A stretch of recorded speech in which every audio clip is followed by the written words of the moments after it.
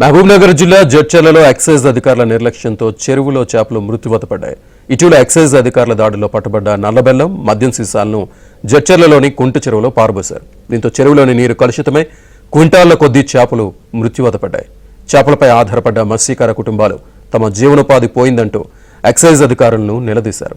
ఉన్నతాధికారులు చర్యలు తీసుకోవాలని డిమాండ్ చేశారు. అయితే ఈ ఘటనపై దర్యాప్తు చేస్తామని ఎక్సైజ్ సిఐ విప్లవరెడ్డి తెలిపారు.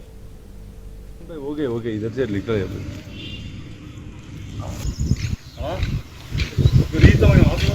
साइड चाप साइड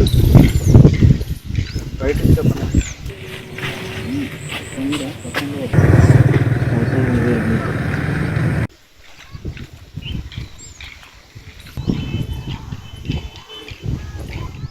సీసాలను జడ్చర్లలోని కుంట చెరువులో పారబోశారు. దీంతో చెరువులోని నీరు కలుషితమై క్వింటాళ్ల కొద్దీ చేపలు మృత్యువాత పడ్డాయి.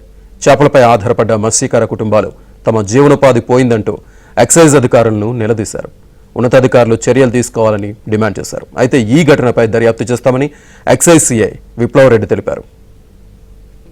ओके इधर से निकल